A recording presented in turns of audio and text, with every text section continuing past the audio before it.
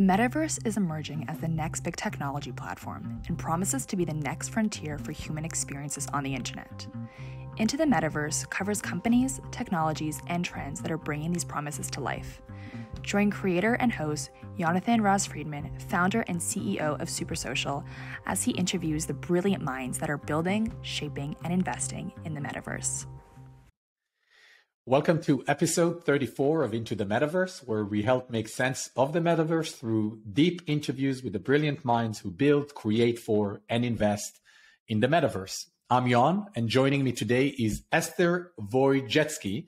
Esther is a journalist, educator, and vice chair of the Creative Commons Advisory Council. She's the founder of the Palo Alto High School Media Arts Program in Palo Alto and the co-founder of Tract Learning, which publishes the web app Tract. It's a peer-to-peer, project-based, gamified learning platform for kids 8 years and over. Esther's book, How to Raise Successful Children, became a bestseller, which I'm sure many of you have heard about. Esther, I'm so thrilled to welcome you on Into the Metaverse today. Thank you so much. I'm very excited to be here in the Metaverse with you too. Fantastic. Our little Metaverse today is called Riverside. I like Riverside. Thank you, Riverside. Fantastic. So let's dig in. As we continue to build an evolving consensus around what the Metaverse is, the first question I always like to ask each guest showed a wide variety of perspective. And so the first question is, to you, what is the Metaverse? So here is my personal answer. I think it is an immersive, and it can be either single or shared, 3D virtual space where humans experience life in a way that they could not do in the physical world. So the virtual world mimics aspects of the physical world in VR and AR. That's my understanding of what the Metaverse is. And I think that a lot of people would like to see schools using the Metaverse. And I am a little bit hesitant on that because I couldn't even get schools to use computers for years. So I'm a little concerned that they might not be ready to use the Metaverse.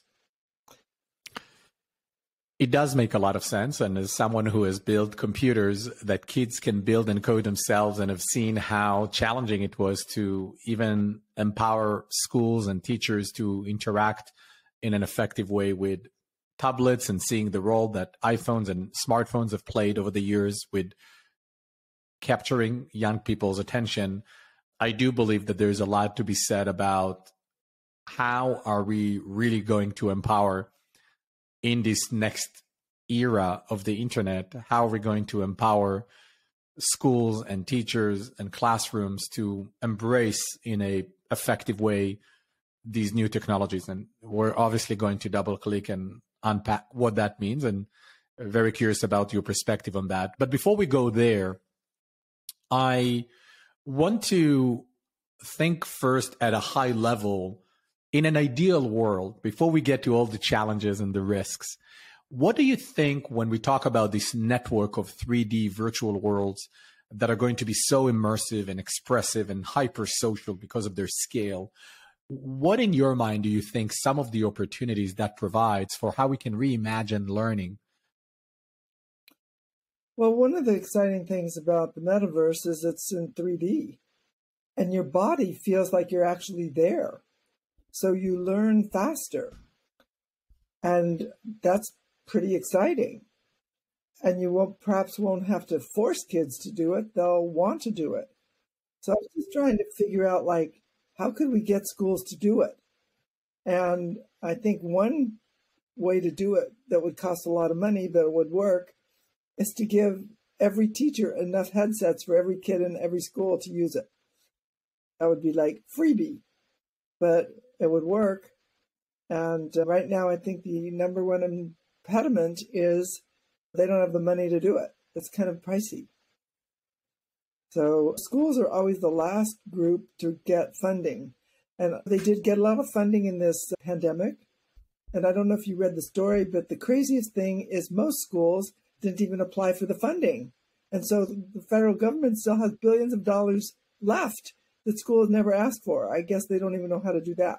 So I think we probably need to help them. So let's take a step back and look at kind of the evolution of technology in the classroom. And you've obviously worked on making such a phenomenal difference for kids in the Palo Alto region.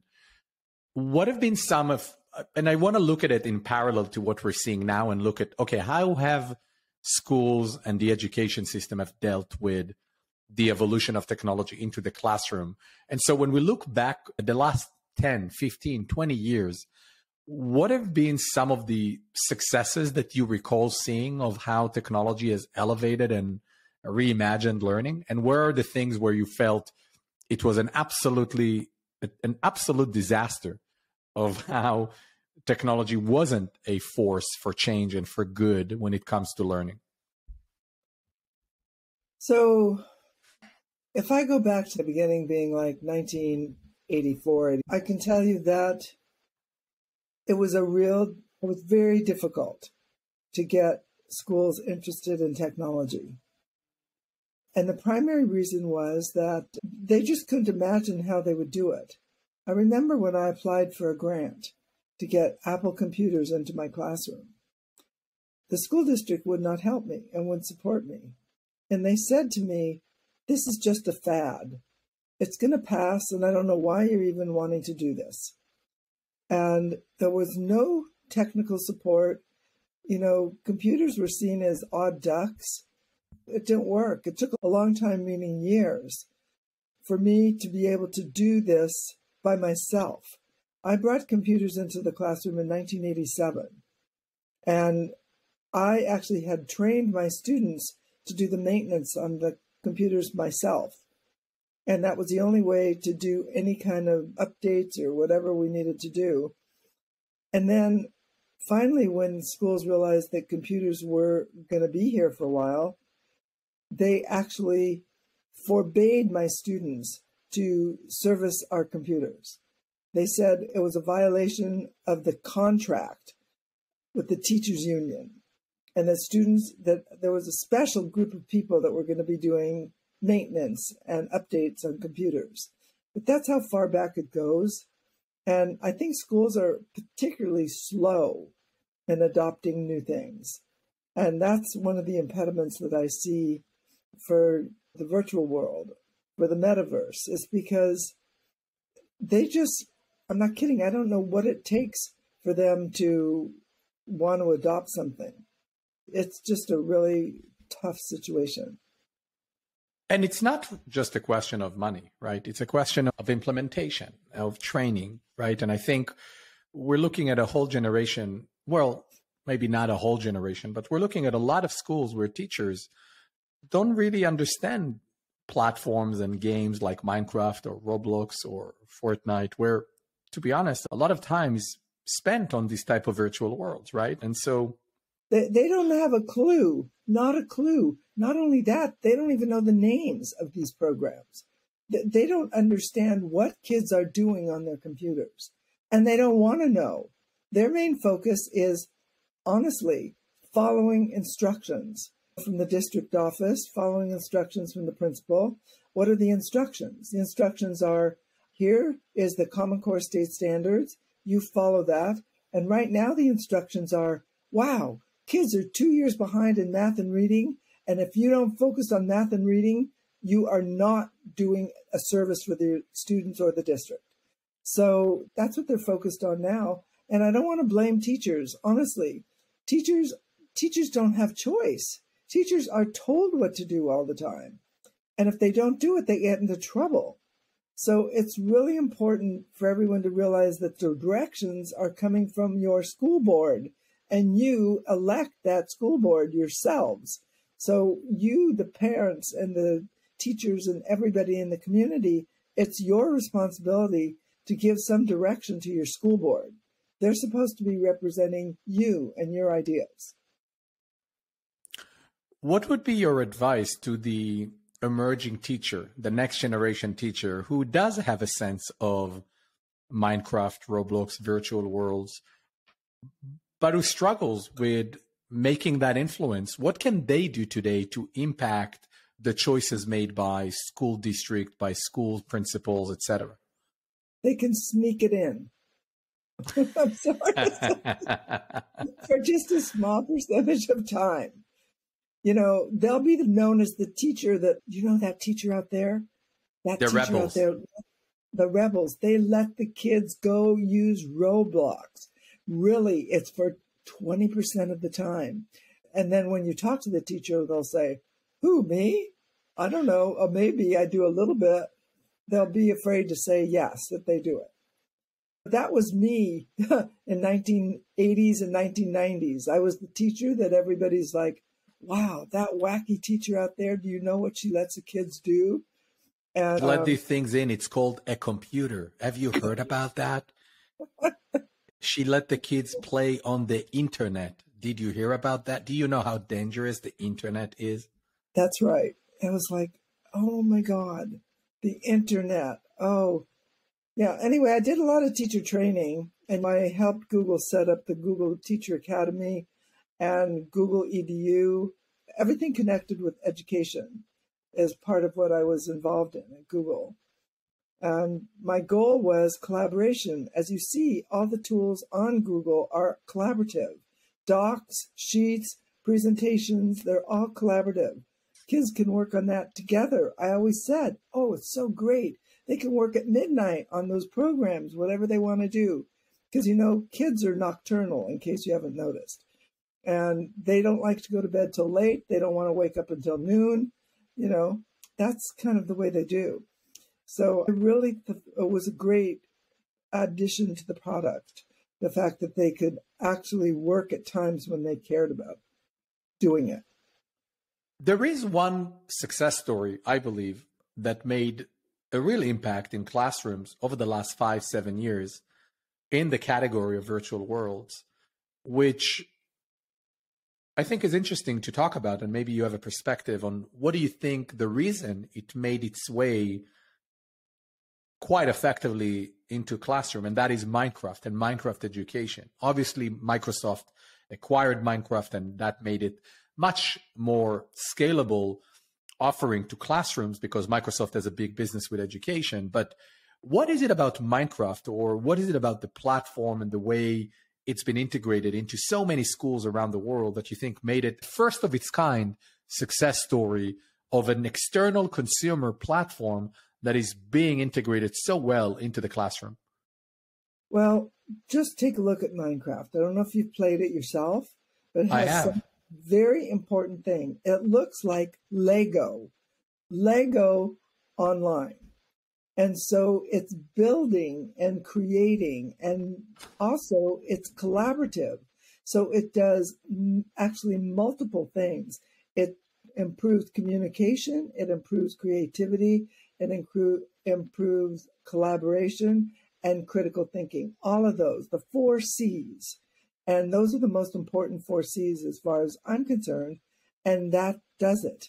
And I think it was great that Minecraft was purchased by Microsoft. And Microsoft has been trying to improve education for decades. And I think they hit the nail on the head with Minecraft. And I think it does a lot of good things in the classroom. So let's switch gears and talk about your experience, not only as a teacher and an educator, but also being a teacher and an educator that is a parent. And you wrote a fantastic book, How to Raise Successful Children. A lot of our listeners, a lot of the audience that is listening to our podcast are parents themselves. Yes. What is a useful advice that when you think about a new generation of parents with kids today, who are not getting access to the right technologies, or in a way that schools integrate technologies in an effective way into the classroom, but those same kids still access Roblox and Minecraft and platforms like that in their own free time, how do you suggest that parents think about these new technologies, these new environments in 3D, when they think about making those accessible to their kids, not just for play, but also for learning? What is something you recommend parents to think about? So first of all, I recommend that kids be able to control their own time online. and that's probably a hot topic. I think we should teach them how to control their online gaming and online time by showing them articles about how dangerous it is to be on a computer for 5 hours at a stretch, for example. Kids actually want to do what's right. And if you can explain to them what is right, they can then control and self-regulate. So that is one thing that I think is really important. Secondly is content. So what kind of content should they be accessing? I think Minecraft, Roblox, I think Google or YouTube has YouTube Kids. Those are all really good options for them. I have the Tract.app where I'm trying to have older kids work with younger kids. We're revising the platform a little bit at the moment to make it more interactive. But my goal is really to show parents, kids, teachers, the power of peer-to-peer interaction and how important that can be in learning. So that's one of my goals there. And of course, kids learn a tremendous amount on YouTube. The adult YouTube can sometimes lead to content that you don't want your kids to be involved in. That's why I'm recommending YouTube Kids. And I know YouTube has tried to eliminate those questionable videos that are online, but they get 1.5 billion downloads a day. So it's a little bit tough to look at everything right away. But everybody uses YouTube to find out from like how to replace a fuse in your refrigerator to what was the history in 1894. And I think kids need to learn how to use it intelligently and also learn how to understand that sometimes some of the things they're learning online might not be true, how to have a filter where you're always a little bit suspicious to make sure that you don't believe something that sounds it's too good to be true, because the probability is that it is not true. Anyway, that was another thing I always taught my students, is to have special mindset so that you don't get trapped into something that you don't want to be trapped into. Esther. By the way, I just want to add one more thing. We don't teach kids how to use the internet in school, and we should. It's interesting because I remember when I was at school, there was the thing called the Internet Explorer, which, by the way, great name, Explorer. We had classes where we would be asked to access the internet and they would show us how to do stuff, right? The basic stuff. And today, because it's just so prevalent, we don't really educate kids anymore on how to use the internet effectively. Of course, you can just go and search things on Google but now they also go to TikTok to search and they go to Roblox to play. And so, of course, the interaction and modality of the internet really evolved dramatically over the last 20 years, which actually leads me to an interesting perspective, right? And there's a whole generation of creators that are now being groomed to inject value into this new virtual economy. And let's look at Roblox, likely the largest learn to code platform in history. Everyone who builds on Roblox from a development standpoint learned to code on the platform. And so kids learned to play on Roblox initially. Then they learned to code on Roblox. Then they learned to build games. And now they are learning to build businesses. So the whole kind of flywheel, like a lifetime of experiences. And so I wanted to ask you, what is the success of Roblox as a platform tells you about what a new generation of users on the internet are going to embrace or expect as they grow older and become the workforce of the future? Well, all I can say is thank goodness for Roblox, because it's teaching kids those skills that they're going to need for the 21st century. And prior to that, I think it was harder to teach. Kids that are really good at gaming easily are able to join any kind of tech work.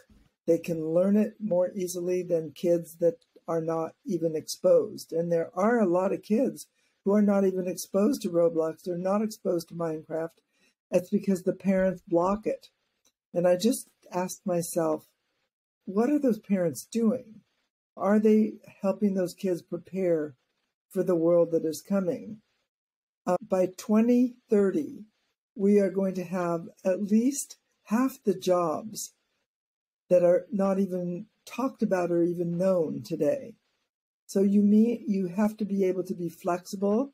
You have to be computer literate in some way. Did you ever try to compete in a game against a 10-year-old? You personally? I can guarantee you're going to lose. And most definitely. Kids, yeah, but these are the kids that are then going to take these skills and use them in ways that are going to help society with jobs that are coming up. They have these skills online. I mean, 2-year-olds today can dial a cell phone. It's unbelievable. They can't tie their shoes, but they can use a cell phone. It's all very intuitive. I do believe so the first company I started, Esther, as you might know, it's called computing, right? We used the Raspberry Pi and we built a computer that kids can build and code themselves. And it was a whole creative platform where you code applications and you can code art, and you can, instead of just playing Minecraft, you can code inside Minecraft. And so it was a whole experience of computing. It's great. And thank you. And what was fascinating to me the most when we started the company almost a decade ago, and over the years, it really became clear to me, and we're seeing it now with Roblox, that we are also treating kids like they're incapable. And it reminds me, the first user testing we've done with Kano, you'll love this story. The first user testing we've done with Kano, I remember going into a classroom of 20 kids, age 9, in central London. And we did a workshop of build your own computer. And it wasn't that complex. It was mostly the mechanical pieces of putting it together. And at the end of the 1 hour and a half workshop, we asked the kids, what do they feel about the experience? And one of the kids named Khalid, a 9-year-old, he raised his hand and he said, yes, how do you feel about what we've just done? And you know what he said?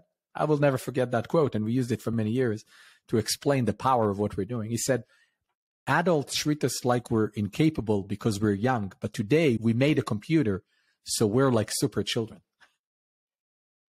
He is so right, so smart. I think that's one of the things I talk about all the time. Kids are smarter than you think, and we try to control them all the time. And the more that we try to control them, the less empowered they are, the worse they feel about themselves. And then we have an epidemic of depressed kids because we have an epidemic of helicopter parents who just do nothing besides try to control their kids. And the internet gives them the opportunity to track those kids wherever they are. And they can come home at night and the parents can say, I saw that you weren't at school from 2:45 till 3:15. Where were you? And on the internet. In the old days, kids used to yes, on the internet. I mean, what happened to privacy for kids? Well, There's I think, none. but I think this is exactly why I think it's so powerful. What I believe is happening now, where there are millions of kids, right? There's about 60 million daily active users on Roblox, half of whom are below age 13, right? So it might be safe to say that most likely about 60 or 70% of a certain demographics in the United States is on Roblox, which is pretty insane to think about it, right? Completely out of the level of understanding of parents, what is happening on Roblox. And as you said, many parents block Roblox, but many parents don't block Roblox for all sorts of reasons. It's great to just let them be there, and it's a great way to not worry about what the kids are doing. But I think what's most powerful is that flywheel that has been developing, and it's Roblox today, and tomorrow it may be something else, but I think it's that flywheel, and kids are going into these virtual worlds. And what do they see? They see, oh, those virtual worlds, I can also build some of them on my own, or I can create avatar items for these worlds. And then us, the grown-ups, the older people, we look at it and say, oh, it's just video games. And I'm saying, no, it's not. It's life. Because when you're talking to an 8-year-old or a 10-year-old or a 12-year-old girl, and you ask her about Roblox and about the metaverse and about virtual worlds, for them, it's reality. 1 out of 5 users on Roblox change their avatar outfits every day.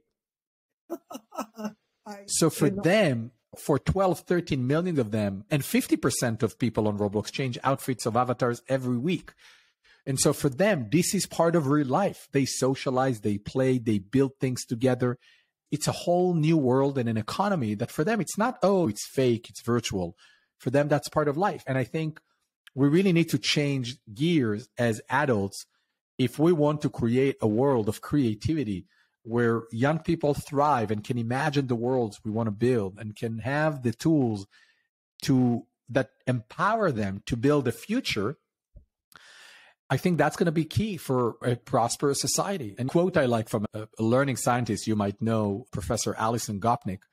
I read one of her books, and she said in that book, again, another quote that I think is just phenomenal. She says, children are the R&D department of the human species. And they so are. So we need to invest in R&D. Yes. Yes. What a great quote. I'm going to write that one down right now. Yes. Props to Alison Gopnik for the quote. But I do resonate a lot with that because I think kids are so capable. They're so smart. Of course, they need to be protected. They need to remain safe. There's a lot of, obviously, bad people out there. But at the end of the day, when we give the right framework, inspiration, and tools to young people, I believe young people should start businesses. They should learn to build. They should learn to create. No one said they have to be locked in schools and just get grades and grades and grades and grades. How is that going to make the world better? I totally agree with everything you're saying. It is just so important. Let's see. The education system is still designed for the age of empires, where we use schools as factories to develop accountants for the domination of Western societies around the world. That world has changed. And it's moving online. I know. It is moving online. So we should probably really take another look at it and see what we can do. But as I said when we first started, I don't see it going into the school, into the education place, because of the slow adoption that teachers and schools have of any change. There are still teachers out there today that don't use computers in their classroom. So what's the solution? Build new schools? That didn't really work well. We've seen a bunch of new companies over the last decade, from Alt School to others who started schools, and that doesn't work either. So what's the solution, do you think? Well, we saw Khan Academy, Salman Khan, who started also an experiment of his own school. I don't know how that is going, but it's not easy to start a whole new school, right? And also it's expensive because it's private, and then it's not available to the majority of the population. So what's the alternative? School in the cloud, school in the metaverse?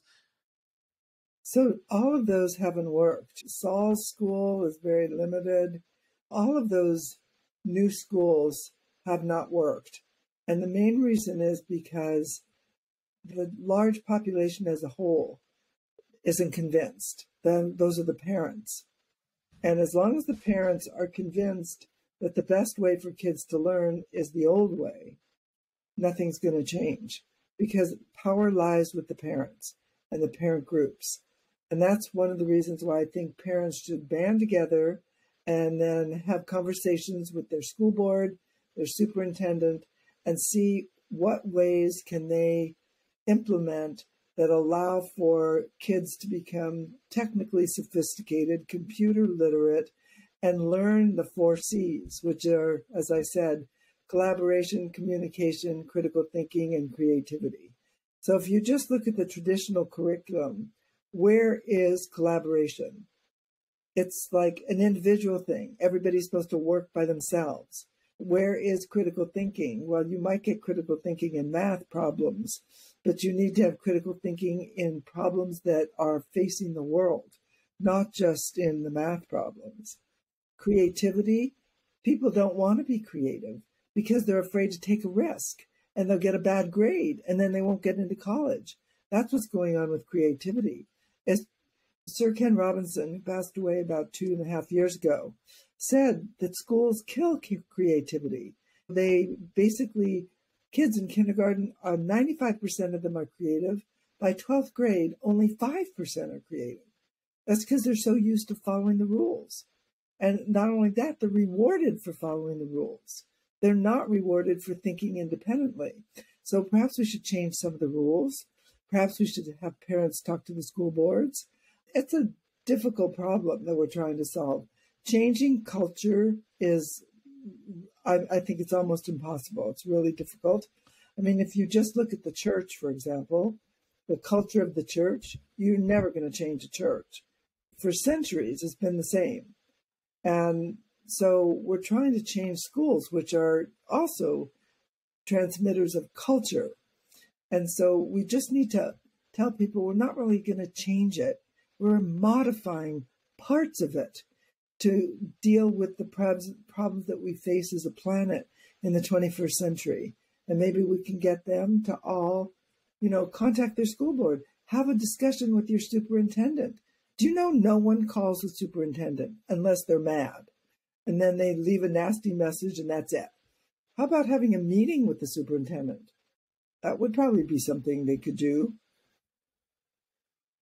I'm just trying to think of constructive things that people can do without getting mad and pushed out of shape and having to go to a private school. I should tell you, though, private schools, if you look at the private schools, at least if I look at the private schools here in Silicon Valley, they're all doing what I talk about and what you're talking about. They all allow kids to learn to use computers in the classroom, and they all promote a variety of skills. I saw the most amazing lesson on North Korea. North Korea. How many kids are studying North Korea?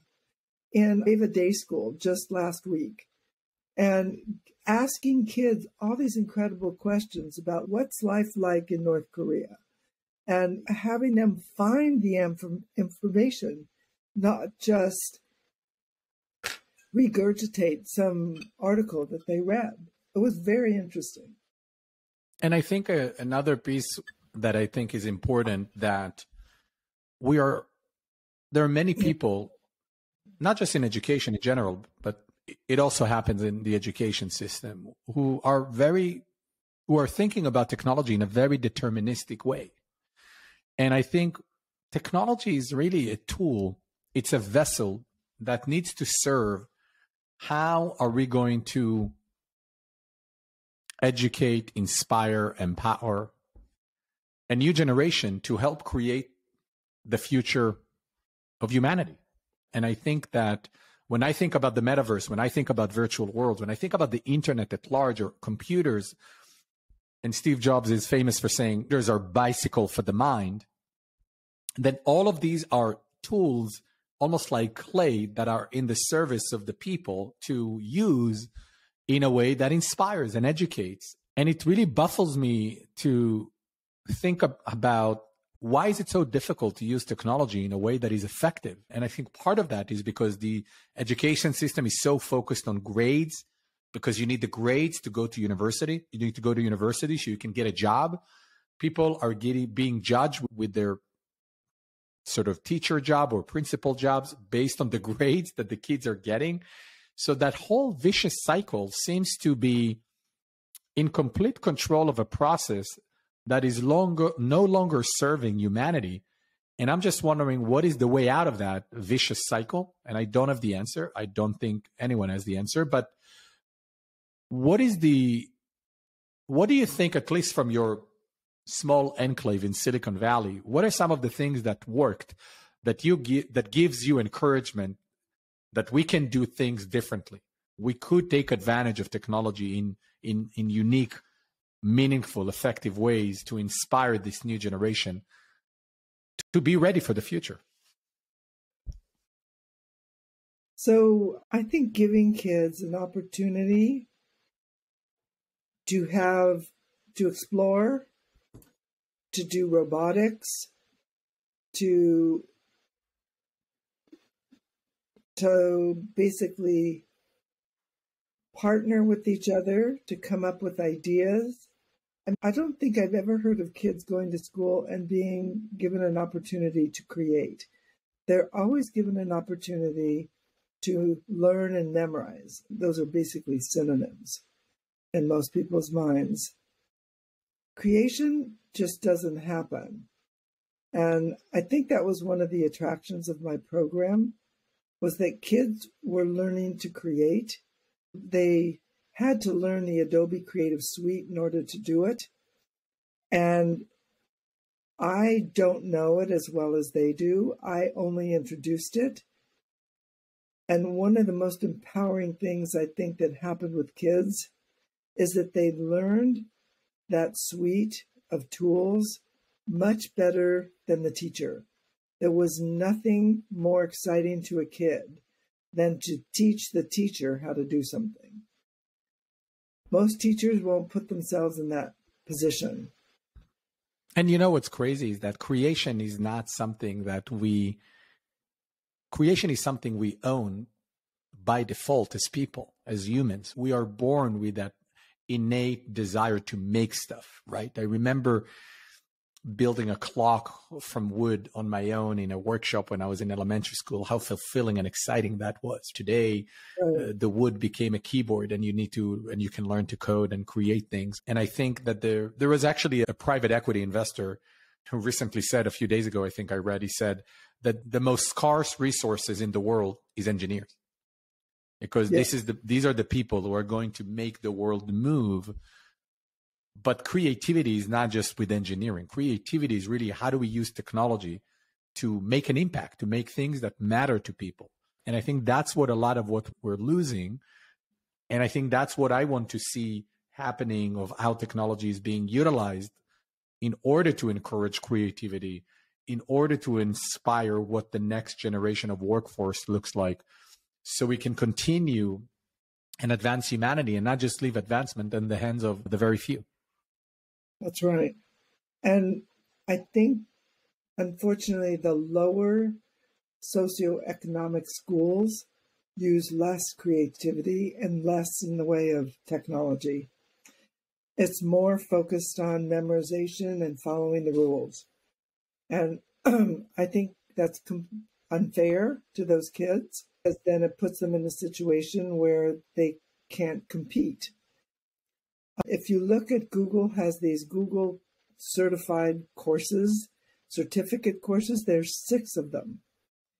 And they're free. They're 100% free, except actually I think Coursera now charges, if you take them on Coursera, I think they're $35 a month or something like that.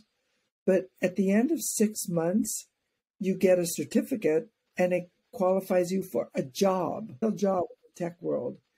The people that are successful at that are kids who have background playing games and familiar with technology. And those jobs are, the reason that Google's doing it is because those jobs are in demand and they can't find people to do it. And the starting salaries are $66,000 a year. Not bad. But I don't think you find kids applying for those or learning that who have not had any background in tech and have not played games. It's like learning to play outside in the back, climbing a jungle gym. You're not going to do something incredibly impressive, calisthenics or anything, if you haven't practiced, if you don't even know what it looks like. What can we do to help? School districts, as I said earlier, those parents, they're more powerful than they realize they are. They need to go to the school board and talk to them, or the superintendent and talk to them. Here we are today, and we're talking about this, but I can say in a month, nothing will have moved if people don't take this action. This is a democracy, guys, a democracy. Give you an opportunity to speak out. So I do want to finish on a high note, because we want to inspire people in the podcast for action. I know we deviated and talked about a bunch of things. So let's gather all of our greatest energy. And Esther, I want to hear from you. If there is one thing you want the listeners to take away from the conversation today, as they think about it, if they are parents, if they are designers, creators, entrepreneurs, or investors, or government officials, what is the message you want them to take away from the conversation today? Yes, there's one thing, and that is, don't do for the kids anything that they can do for themselves. That's wonderful. And that means they can do a lot of things for themselves, and we will empower this generation so that they can take the serious issues into their own hands and help solve them. And let's inspire all of them to be super children, like Khalid told us. Yes, super children. I think they all are super children. We just have to recognize it. Amazing. Esther, thank you so much for being with me today. And I hope everyone has enjoyed, and go like our podcast and share it, because this has been a truly important episode. Thank you, Esther. Thank you so much. I really am very honored to have been interviewed.